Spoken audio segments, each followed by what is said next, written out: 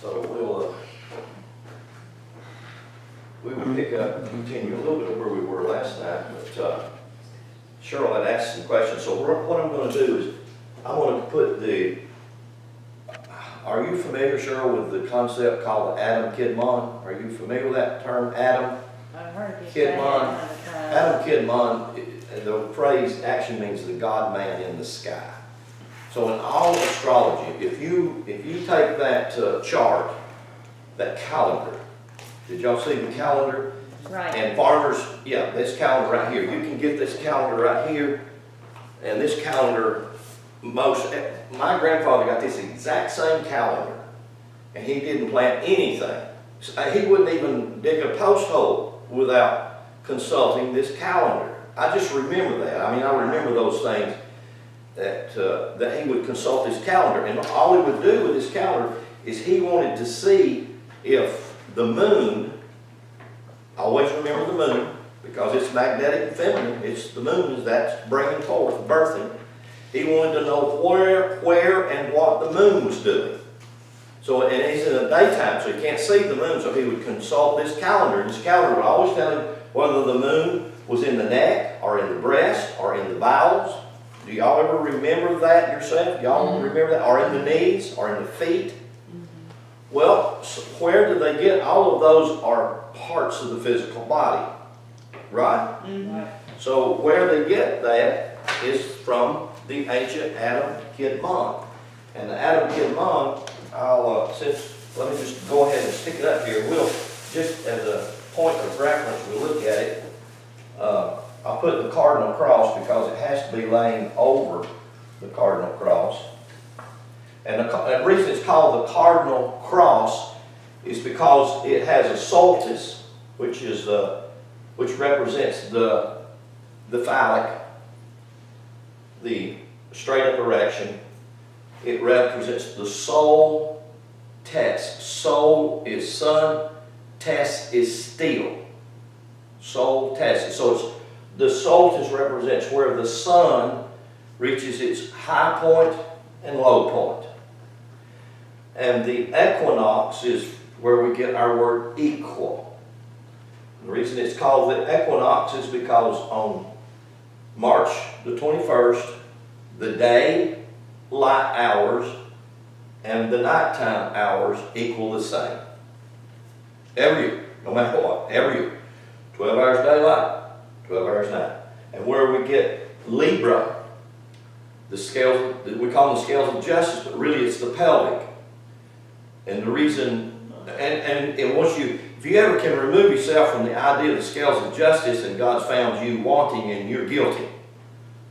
And so where they hang that guilty is on the scales of justice, rather than to look at it, God has found you wobbling. And so what do you need if you wobble? Balance. Because a lot of the things that we say is, he was caught in iniquity. And if you really look up the root of the word iniquity, in most of the cases, especially in Hebrew, it's just where you sidestepped on the trail.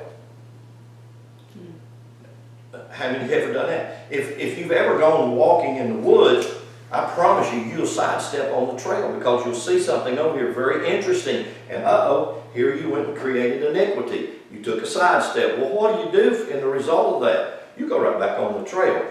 It's a very common thing, but religion took it as a thing to beat us up with. And so we have been beat up so bad that we don't understand certain words, and if we did, then it wouldn't be as hard for us to grab what God's saying. So that's the womb. So you have the phallic and you have the womb, and those two are the creative things. That's why I always come to the point here: the belly, the womb. This is the place where they come together and create. So that's the works of the sun, the solstice, and the moon, the feminine. So you have those two energies. You can call that God and man, or you can call it God and matter. It doesn't matter. This symbol, the cross is the most ancient symbol of all of the symbols that bar none wherever you go on the face of the earth. It's not unique to Christianity.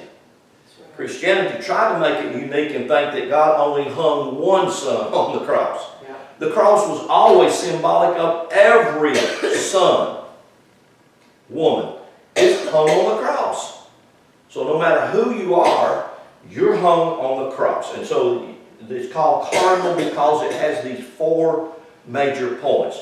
Every year, you come to the equal place in the spring, you come to the equal place in the fall. Every year, you come to the longest day, that high point, and then it begins to fall. That's the sun's descent into hell. And many times that's where they said the darkness has won the battle. Only for a day, and there's no winning or losing here. It's the descendant. This is where the sun, in astrology, you'll find that you'll have moon positions, planet positions in your descending signs, right? You'll have it over here in your ascending signs, because that's the longest day, just like December the 25th is the shortest day. So a lot of the ancient mythologies are built on these 4 points. The shortest day, many times they call it the birth of Jesus. And then there are those literalists who try to take when John was conceived. You remember that? 6 months later, Mary goes, and remember that? And the babe in, who was it, Martha? Elizabeth, right, Elizabeth, John's mother. The babe jumped in her womb. 6 months, so they try to project that from that point in time, which all of this is astrological, by the way, but they try to project that time from there, 40 weeks to the birth of Jesus. And they'll always get it at the Feast of Tabernacles. That's generally, that's where, just like if you follow dates notes, that's where date's going to say Jesus was actually born at the Feast of Tabernacles, sometime September, October.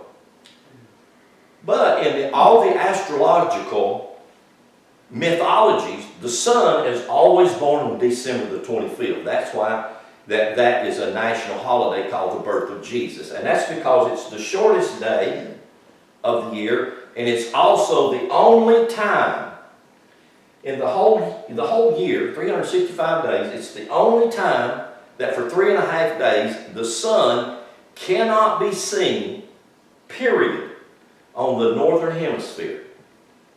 So on the northern hemisphere you can't even see the sun, so there's not a day and night. So the mythology says the sun died and went to hell for 3.5 days. And in that mythology they understood that the sun would be reborn on the 25th. I mean, you see that? It's not. So you have the 21st, the shortest day. You have the 21st, 3.5 days later, at the resurrection of the sun.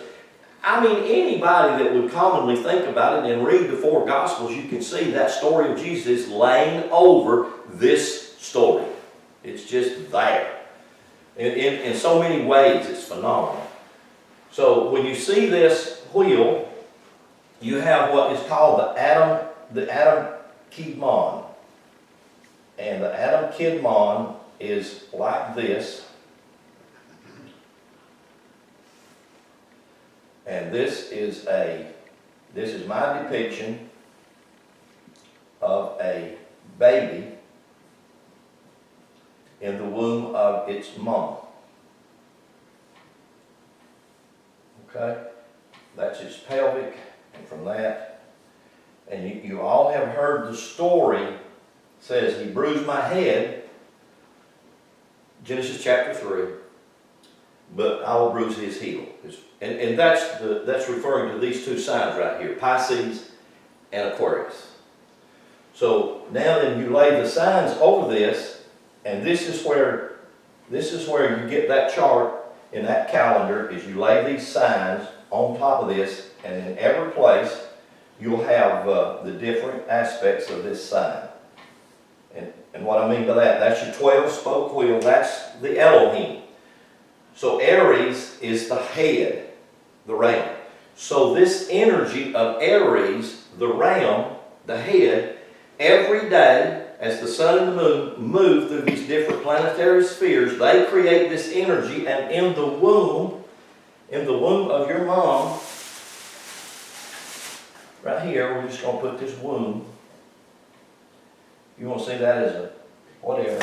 And in this womb of your mom, this heart, this energy is being projected, and that energy has the intelligence and the know-how and the biology and the ology, all the other ologies to build that in the womb of your mom. So it starts working on the head in those energies of time. Then it works on the neck and the shoulders. That's called Taurus, because Taurus deals with stiff neck. You remember God called Israel stiff neck? Because they were referring to the sign of Taurus. Every one of us.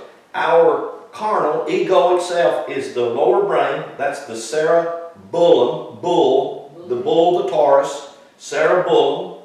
This is the cerebrum. So that's the top brain. This is the lower brain. And so this energy is working on the neck and the shoulders as it builds. Then you come to Gemini. It begins to build the arms, the twins, the two hands. Then it comes over to Cancer. It begins to work on the breast, the lungs, the internal organs. Then it comes around to Leo, the lion-hearted, the heart. You know, I was preaching here a few months back, Beverly, it hit her that the heart was not the first thing that begins to form in the womb. It's not. The heart forms much later. Actually, they don't even realize it's there until the 22nd day. And at the 22nd day, through the technology they have today, they can finally detect, hey, there's a heart inside there. But to start with, they know there's a brain. The tree of knowledge is the first thing you begin to see. If you look in Genesis chapter 2, the first thing that comes on the scene is the tree of knowledge, that which you know. And then you begin to see the tree of life as it branches out and it begins to describe the heart as the four rivers. And it's very clear biological depiction of the anatomy of the physical body. It's the Adam Kid Mon being built. So Genesis chapter 1 through Genesis 2:4, the 7 yoms, we call them 7 days. The 7 yoms are the 7 major facets that build this torso. This is number 1, 2, 3, 4, 5, 6, 7. Anything from here to here. Those are the major parts of the physical body as far as the torso. You follow that? Yes. And so that's the 7 days. These are the 5 dealing with the central apparatus. The central apparatus gives you mobility, flexibility, stability, balance. Judgment is in balance. It's not in what you do wrong or right. Doing wrong or right is religion. What you learn to do is balance. You learn balance. If we ever, I have a personal vendetta to try to rewrite the scales of justice. If it becomes the scales of balance, you realize this is your pelvic. In any astrological wheel or any biological chart, if I took this character and I stood him straight up,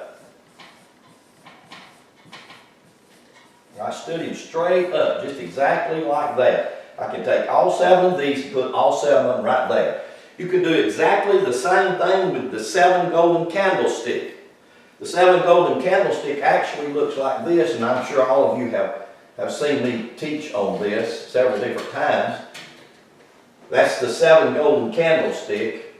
Get them right so that and here they are. That is the worm or the baby in the womb. The same as this right here. These are the 7 seals. The book of the 7 seals, the book of Revelation is called the book of Revelation. It should have been called the book of the 7 seals because it's about unsealing, opening up you. Yes. The book of Revelation is about you opening yourself up to the reality of who you are and what's at the throne up here, surrounded by the 24 elders. The 24 elders are called the 12-paired cranial nerve. You can get any biological chart and it'll show you the 12-paired cranial nerves. There's 12 on this side of the right brain, 12 on this side of the left brain that come into one brain stem. Can y'all see that? I'm hoping you can see that. So the menorah, the 7 golden candlestick, the Adam Kid Mon, And all, see, when you come around right here, it's building the lungs, the breast. You come around here, it's building the womb, the gut, the viscera. All of this right here, the viscera. And the viscera here is where most of your blood is stored. You have two systems in your body that are major systems that need to be working. And if they're not working, you get in a lot of trouble. That's your adrenal system and your immune system. And those are two systems that break down, and y'all make note of this, just pay attention to this. These two systems break down as a result of stress. And today, we live in a world that's designed to keep you stressed out. You know what happens when you got too much stress? You wind up in dis-ease. You're uncomfortable.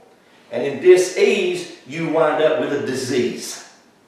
Why? It all comes back to stress. Why? Because we live so stressed. I think they all know that. I think the powers that be know that. They want to keep us that way. They want to keep us stressed out financially, want to keep us stressed out about our health, want to keep us stressed out about the government, want to keep us stressed out. I mean, stress comes at you every which way. Best thing to do is turn the tube off, because it's just a stress thing.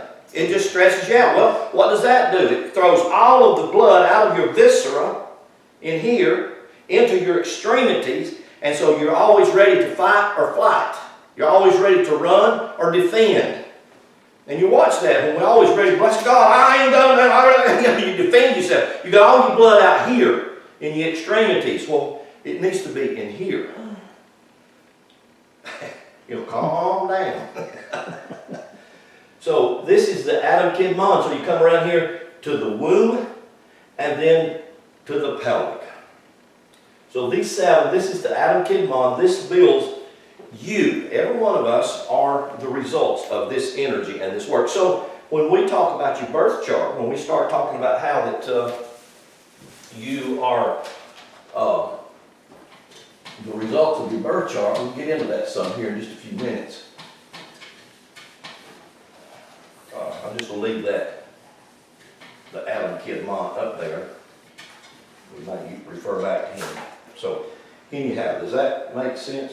Yes. That answer her question. There you go. Okay. I want to read you something here as before we kind of get started. We jump in here, and the circle. This is in the great school called the Ancient Mysteries, and you know I have a passion about the great schools, which became known later as the churches. The concept of the churches is not what the concept of the schools were. The concept of the churches needs to revert back to the concept of the schools. Places of learning, period. That's all it is, places of learning. When you have all of the ancient temples, you go all around the world and you see these ancient temples. And I don't care if you go to Mayan, or I don't care if you go to Peru, or if you go to Egypt, or you go anywhere in China, or anywhere in India, and you find these ancient temples, which now we look at and call them churches. Temples were places of assembling for initiation and training in the school of the mysteries. And the school of the mysteries was the place where you come to understand yourself. That's the only reason above the door they will write the inscription, know yourself. So when you come in, you have to realize, I need to open up to find this is knowledge about me. And we got way off that through this thing called the church age, and called it a church, and then it became a place of condemnation. Everybody went there to cry and feel sorry for themselves and get to, woe is me, I'm so powerful, I've got to have something outside myself because I don't have enough power inside myself to do anything. It was a huge distraction and a tremendous lie. Jesus himself says, why do you go down there to that place or to that temple or to that looking for something that ain't there? The kingdom is inside you. Well, was that something brand new, or was that something that they always knew?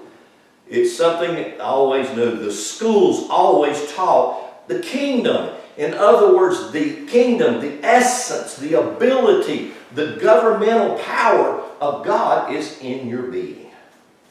Yes. It's not out there somewhere. And you see the church has got way off of that distracted idea and said, no, we got to get a Savior in here to help me out. And then there's not much I'm doing until I get there, over here. But anyway, the school of the ancient mysteries, the circle, was used to teach the neophyte. A neophyte just simply means a beginner, a student. And I am a student. I was a beginner 40 years ago. And some things I'm still beginning. You see what I'm saying? I'm still beginning, but I'm a student. So I'm a student. I'm one who sits at the feet. I'm one who wants to draw the information. I want to draw from the source, the teacher. Call it anything you want. Holy Spirit, I don't care what name you want to put on it. Jesus, put it Jesus. I want to draw from the teacher because I'm hungry. I want to know.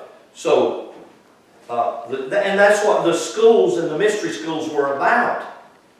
And many times when you talk, they were teaching the mysteries. People look at the mystery, oh, it's unknown stuff, it's hidden stuff. No, the only reason it's unknown, the only reason it appears to be hidden is because you're looking in the wrong place for it. It's not out there, it's in here. If we could come back for that again, introspection to find in here is where I need to be looking. Yes. So these mysteries were taught continually. So the circle was used to teach the neophyte the continuity of space and the perpetuity of time. Coming back to what Andy was talking about, because we need to come to a grips of what time is. Time is really an illusion. It's something that we have placed ourselves under its control. We aren't to be under its control. We are to be over its control. Go right back to Genesis. Put everything under your foot, under the dominion of you. So we have this ability and this power in us to do these things. And then what happens is time can serve me instead of being my master. Well, that's good preaching, Lynn. I thank you, everybody. Okay. So did you hear what I just said? I'll read that to you one more time. The great school, the ancient mysteries, the circle was used to teach the neophyte the continuity of space and the perpetuity of time. In other words, time perpetuates itself. It just constantly repeats itself. That's why we've lived this how many years in our life. Some of us a few more than others, but nevertheless, it does it every year, don't it? Mm-hmm. And the more you experience it, the more you get accustomed to it. So I realize it's here to serve me. The circle has no beginning, no ending, indicating the realm of the unmanifest, zodiacos. In other words, the zodiac. The circle encompasses all, yet it is the silence of equilibrium, the realm of inertia, the cosmic reservoir, the astral world, the realm of invisible elements that become, by transmutation, the visible world called nature. I just love the way he says that. In the Egyptian mysteries, the great school of which actual knowledge has descended to us, the dot, or sun, was personified as Ra, for the better instructions of the neophyte. And in that great Egyptian scripture titled the Book of the Dead, it was written, I am Ra, the sun. At his first appearance in the morning, I am the great sun god, self-produced. O Ra, in thine egg, who resistest up in thine orb, and shinest from thine throne on high, I come to do the will of my heart out of the abode of the flame. That's the Egyptian Book of the Dead. And actually that title, they call it the Egyptian Book of the Dead, was really, the title of it was the Going Forth by Day. That was the original title of that book. Then they kind of reversed the Egyptian Book of the Dead. Did you hear the opposite in there? Yes, really. So the real name of it is the Going Forth by Day. In other words, it was It was teaching to teach you how to go forth into your day, to teach you how to go forth to be what you are and what you are called and what you are designed to be. And so let me just quickly read this, and I wanted to jump into a couple of other things. The sun gods characters, something we read last night, and I want you to hear, so profound.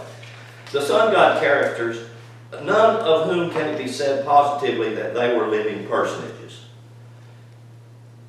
Now, it can't, in other words, there is no living proof for any sun god character to be a physical person. None, period, across the board. No living personage.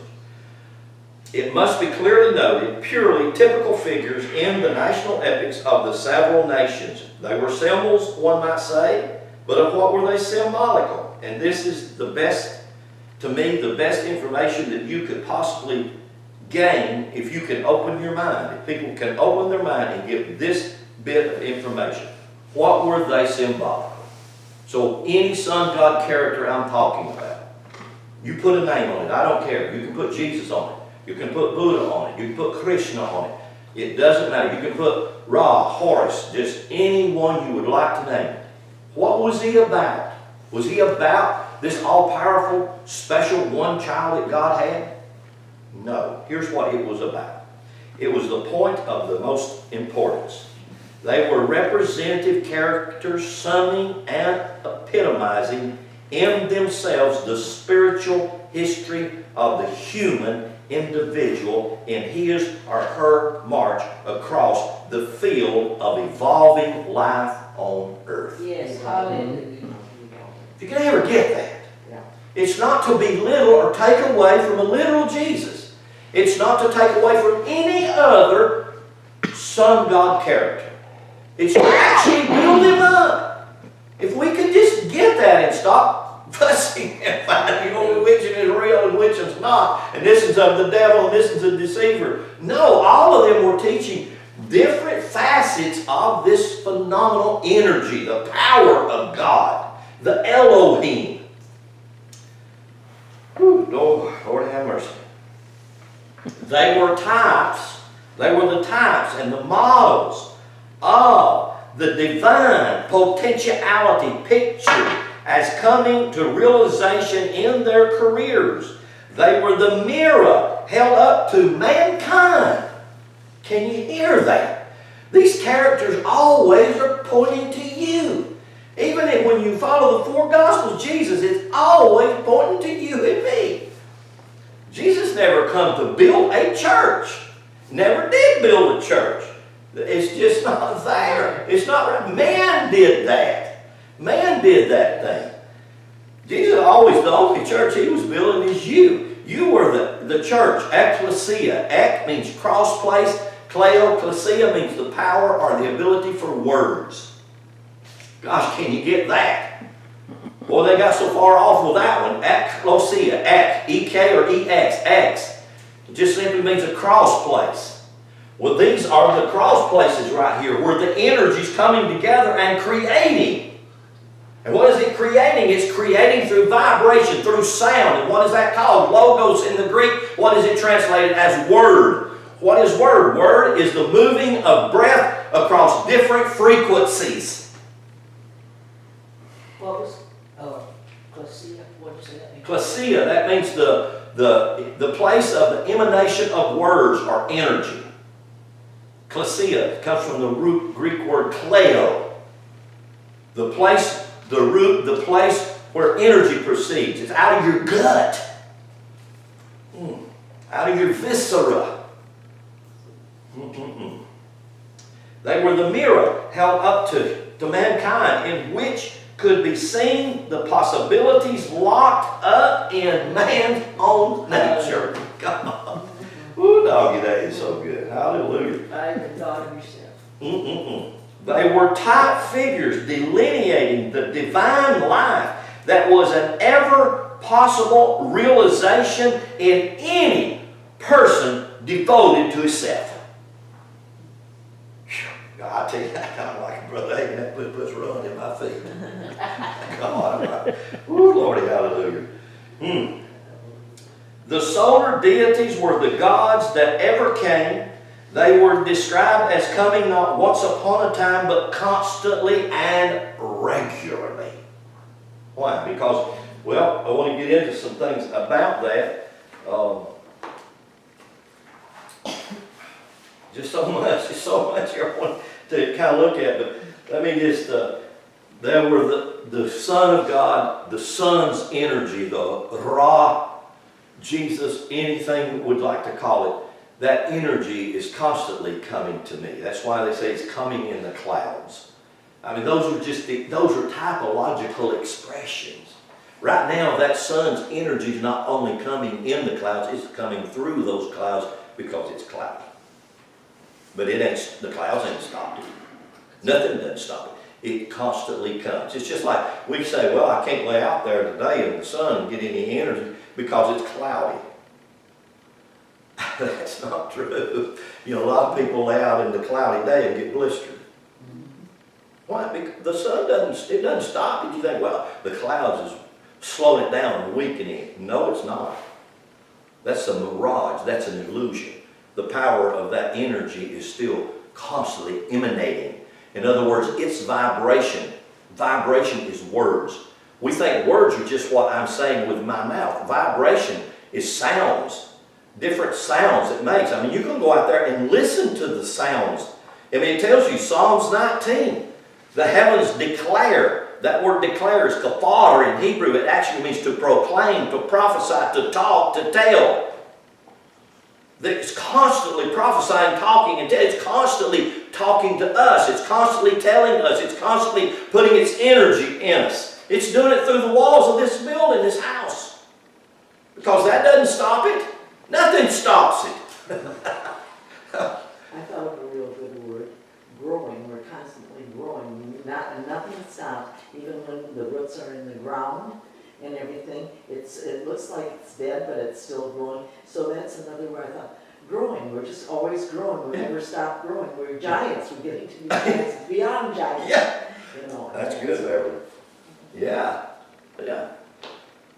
You know, that's a good analogy. Matter of fact, I could take that and let me add this to it. I think the only thing, you can't ever stop it, but could you stun it by distraction? I bet you could. I bet we could stun it by distractions, and especially stress and other different things that gets us off the path. the stunting, the pruning is good. Pruning is good. Mm-hmm. Yeah. Okay, so, gosh, where do we go from here? Get some of this out of the way. I hate to get back on it because I get that, want to preach on me. And Hey, well, you preach on it's so good it enriched me. I can't, sometimes I can't figure out, wow, they didn't get it. That's, Okay, let's deal with this little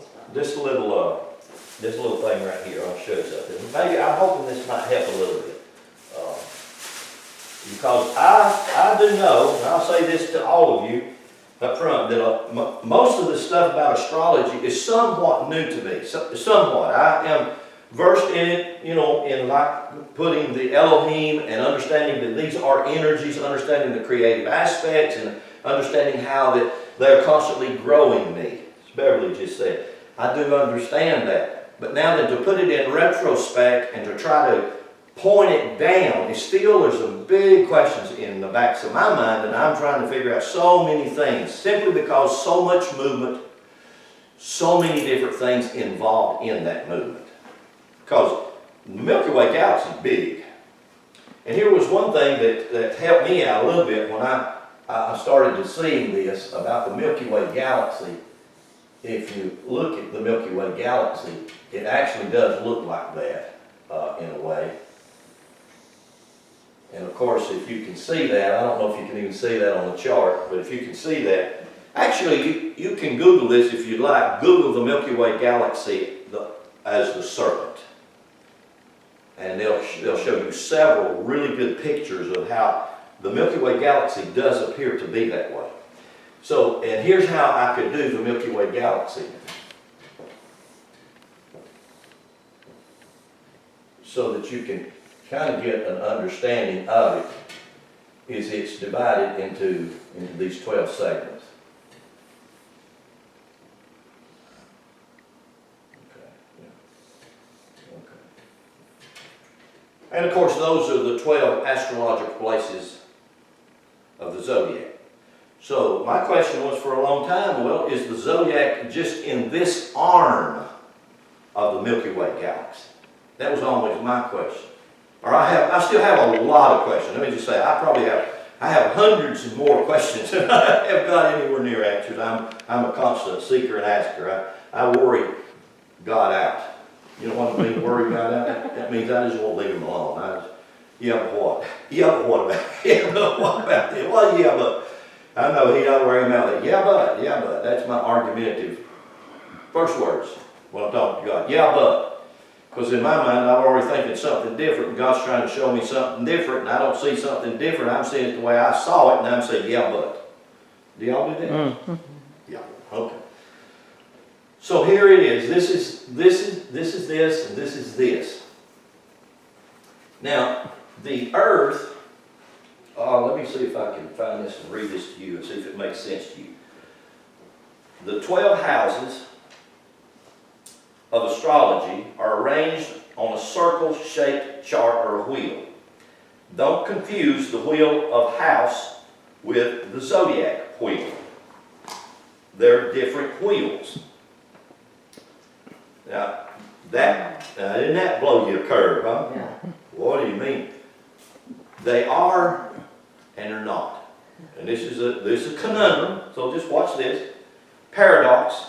Ever truth is hid in paradoxes. That's why it's hard to see it many times, because it's a paradox. The zodiacal wheel is based on the sun's apparent yearly rotation. So if I say that this is April, and I go all the way around the wheel until this becomes March, I've gone around a year cycle. You follow that? Y'all follow that? Mm-hmm. And the sun's cycle. That's the sun's cycle. But now what about the earth? Because you see, the earth turns on a 24-hour. 12 hours a day, 12 hours a night. The earth is turning in this same zodiac on a daily basis. That's the wheel of your houses. That's what builds you. So even though they're the same, they're not the same. One of them's dealing with the sun and its rotation, and the other's dealing with the earth and its rotation. And then here's another one, just to kind of throw you another curve. This big one right here, it deals with the earth's wobble in its rotation. Now that makes sense? See, as the sun is going around and around like this, it's also crooked and it's going like this. You understand that? Y'all understand? And so it's crooked, and this wobble, this one right here takes 26,000 years to make this one rotation. But yet, every day, it's going like this. The earth is. And at the same time, while the earth is doing this, at the same time, the sun's going around the whole outside thing to give you a year. It's a dance. It's a beautiful dance. It is a beautiful dance. Does that make any sense now? This is, well, I would say these are some basic things that will kind of start to help us. Now, every one of us, the beauty of every one of us, when you were pushed out of your mother's womb, and I've added this, and I'm looking for answers to this question for myself. The day that my dad released his seed, and I know that it is as important because I wouldn't be here if that weren't the case. The day my dad released his seed, you think that him and mom were just making love, and they had an epiphany. They should have. They created something. They became the tool for God to enter the earth through the avenue of the soul/spirit to build a manifest God in the earth. Woo! Even if a woman was raped, it's still the same thing. God chose that channel.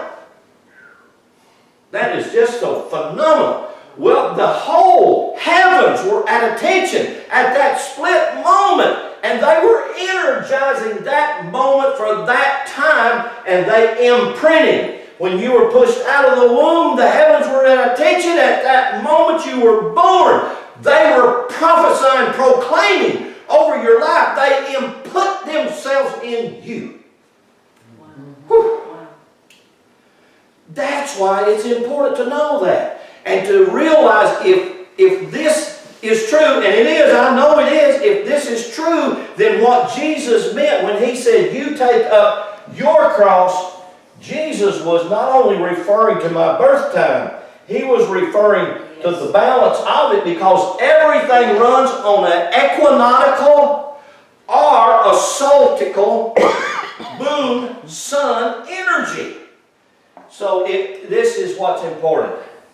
This is your cross. And of course, I'm doing that because of mine, to show the day that my father planted that seed and the day that my mom kicked me out of the womb, out of the garden.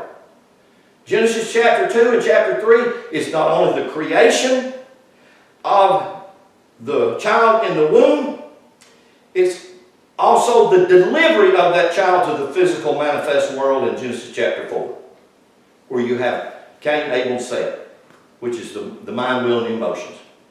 And that's exactly what those three boys represent, the mind, will, and emotions, because you have to have those in this dimension, in this world. You know, Genesis 1, 2, and 3, when it's seen in its proper biological and illogical concept, it is the most beautiful passage, and nobody ever made a mistake. Nothing went wrong. It's dumb to think God is all-powerful, knows the beginning from the end, has to make a mistake and create something, and somebody that can make a mistake and upset its plan, upset God's plan.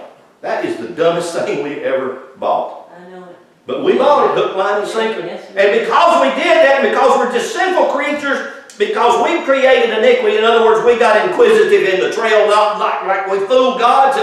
You can think God did not put that inquisitiveness in you to create iniquity, to take a sidestep. God's the one that caused that pretty little bush, or that little animal, or that little flower, or that little tree over there on the side for you to go over there and look at it. You know why? Because He wanted to experience it too. So, the steps of the Lord are ordered. How can you make a mistake? I mean, it's just dumb, some of the stuff that we have bought into and we follow. If God's ordering your steps, He's taking you where you think you shouldn't go. Why? The experience of it. It's a training tool. It's to teach you certain things. Some things you have to experience to learn. Yes. Some things you can sit in class and learn. Yes. You cannot sit in class and learn everything you can experience, and you can't experience everything you can sit in class and learn. You're going to need both. I mean, dear Lord, you know, oh my, it's the most beautiful story that you will ever see. So, you know, getting to the basics of these, to me, this is important. This is what it's about. And so, again, I'm learning as much of this as you are, and I appreciate the questions are the questions that we all have. And I'm asking all of you, I'm asking y'all. That's North Georgia, asking y'all. I want to get me right there. My cross was a little on the crooked side. I'm asking you not to get disappointed and discouraged in yourself. Because first off, this is a huge, vast subject. Yes. Mm-hmm. It is huge. And what's happened to me, it's opened up a whole lot more questions. I'm asking you, to me, and Annie and I had discussed, to me, it's the most phenomenal thing I've ever got off on. It's the most phenomenal rabbit trail I've ever been on. And I found out that there's not a page in the Bible that doesn't talk about this rabbit trail. Yes. Not anywhere you can go, but this is what it's about. I'll guarantee you. There's a book I've got, and I can't remember the guy's name. I think he's a Lutheran pastor over in Scotland or Ireland, and this is a phenomenal book, and it's about his exegesis of the book of Mark. Just thought about it. I hadn't read it in 20 years. And his exegesis of the book of Mark, where he breaks the book of Mark down into the 12 astrological signs and puts the 12 apostles in the astrological wheel. Seems like his last name is Darren. Seems like it is. And I cannot get the title of the book, but I have the book here somewhere in one of my libraries. I'll dig it out in a little while and see if I can find it. And if y'all have never read it, you might want to get it and read it. It is a tremendous book. Tremendous book. And he's still alive. He's still alive over there. I believe he's in Scotland or England. Jesus said, take up your cross. Take your cross off that wheel. You first have to see it. Then you take it off that wheel and you begin to apply it. You begin to study it, to come to know it and understand it, to apply it. If you just see it and know it on that wheel, it won't do you any good. This is what we're about with what we're doing here, is to take up our cross off the wheel and bring it into our everyday life. Because that is showing us who we are. And you're going to see your weaknesses, you're going to see your strengths, and we come to know the parts of us that we don't like. I like me in me, but I don't like me when I see me in you. But we have to embrace all that we are, and that will teach us to bring us back to where we started, to a place of balance. You don't throw anything out. You don't condemn anything about yourself on that wheel. You bring it into balance, to know who and what we are. So we can begin finally to function out from what we really are. Yes, amen. And what I'm seeing is, I don't even call the top God and the bottom me anymore. Our God self is, to me, it's like, can I do something? Yeah. Oh, I'm just troubled. Here you go. Which one, red or black? Black. I used to look at the wheel like you can do that. This is God and this is me, and He wants to open me up, and He does, but He wants to open me up so that I can come through here. But it's not for me to come up here. This is me. I'm left-handed, so I'm right-handed now. This is me. This is my flesh self. This is my God self. It's all, it's all God. It's all me. And when I come through this, He's coming this way, I'm going that way. When we, so to speak, meet in the middle and we take time out, it sounds like a very arrogant thing to say, but it's the most humbling thing that you will ever see in your life. When you say, it's God, but it's me. I searched for God, and I found God was me. Yes. It is not an arrogant thing to say that. When you see the life of it, when you see the reality of it, and when we begin to see it, and we begin to function out from it, this is what this part of me and this part of you is waiting on. Yes. And I said this, y'all know me, I've said it 25, 30 years ago. One day, when we really get this, you will stand humbly before any man and declare, when you see me, You've seen the Father. you've seen my Father. For my Father and I are one. We are flesh of flesh and bone of bone and spirit of spirit and soul of soul. Yes. There is one life. Yes. There is one. That's right. One. Amen. And I know that this age we've entered in, the age of Aquarius, there is a group and we're among you. This is the most humbling thing. I'm part of that group that He's bringing to a place where I can one day say, I don't care what you think about what I'm saying. I'm not saying it to you. I'm saying it to my Father. Because whatever you do, do it to the glory of God. And when you can stand before God and you proclaim before the people, if you've seen me, you've seen my Father. And if you read the story of Jesus, that's the point he came to in the story. Of he didn't live to men, he didn't minister to men. Jesus never, nothing in the story ever tells us that he came to meet the need of man. He came to meet the need of the Father, that the Father might stretch out and become manifest of who he is in an earthen vessel. This is what we're godlings. We've already been hatched off as godlings. We're growing and learning to come to know, to take who I am off this wheel and bring it into my everyday life, that I'm ever, I'm not always ever growing and learning, but never, what was the scripture? Always knowing but never coming to the knowledge of the truth of who we are. The middle word in the word truth is you. Hallelujah. Can you see the depth of what Lynn and I have talked about, and we think we were birthing here with just a tiny little brood of us, is to know, to take this wheel seriously, because it's the revelation of all revelations, because it's the revelation of who we are. Yeah. It's who and what we are and why we're here. To just let God come through our skin like a snake shedding its skin. And God says, here I am, in this form, called Annie, in this form, called Beverly. Wall to wall, God. It's no more me and God. That's right.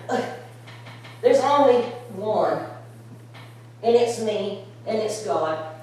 And it's God, and it's me. Because there's only one. And us is not a plural anymore. Us is one. Isn't that beautiful? Yes. Isn't that where we come to?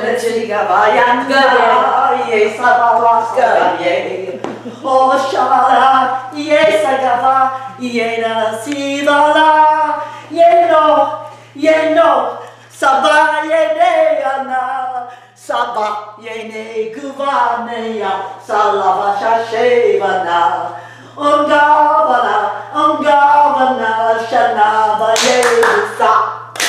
Hallelujah, yes. Hallelujah, that's who I am. Hallelujah. Yes, hallelujah. Yes. Yes. Hallelujah. Let us be. Let it be us. We are all one. Woo. My. Glory. Oh, my. Hallelujah. Thank you. This is the moment that is continuing. This moment is not for now, but forever. Yes. Oh, my. And once you see it, you can't unsee something you see. You can't unknow something you know.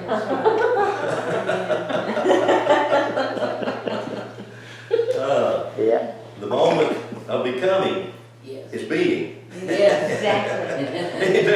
It never stops. Remove it from time. It just is. Oh, glory, hallelujah. Wow. In the late 80s, God spoke to me and said, I'm going to take time out for you. And I always thought, ooh, he's going to spend a little time with me, and And I am just now beginning to understand what he meant. He's taking time out. Taking time out so I can see reality and eternity and move into it. Isn't that beautiful? Amen. He's taking time out and taking us out of time. Yeah. Because you can't be in time and be in spirit at the same time. Amen. And if y'all haven't read, hopefully maybe you have, it become a phenomenal New York Times bestseller 12, 15 years ago, Eckhart Tolle's The Power of Now. Yes. Learning to live in the moment. Yeah. It's just learning to live in the now. The illusion is what's our deception. And I'm sorry to say, but then again, I'm glad to say, because I can say this, because I see it, Christianity and the church age trying to steal that from us, but we have had an ability to reclaim the stolen goods. Yes. And that's exactly what we're doing. Yes. And I don't say that in a disrespectful way at all. I'm saying that in a living in the now. Hallelujah. And if you take the word time, I and me are the last two words in time. Tov is the last letter of the Hebrew alphabet. So when I get I and me out of the way, and it comes to an end, so to speak, of the end of the alphabet, and then there's nothing left but spirit, but God, but life, but reality. And I just saw that I and me is what creates time for me. That's why we experience that time, because experiencing it to a point of showing, even though we may have moved out of the time zone, we're looking at the fact that God is still directing the path of us Yes. Oh, yeah. into the fullness of His life within our being, Yes. completely. He doesn't waste a second No. of what we call time in preparing us and moving us on. And it's like you can't see the growth of a little child if you're with that little child every day. You don't see the growth and the change Yes, taking place. amen, yes. That's what's happening to us. We think, well, I don't feel anything. Yes, yes. You know, it's not in your feelings anyway. You know, the little child don't go around saying, I don't feel like I'm growing today. Yeah. You know, duh. It just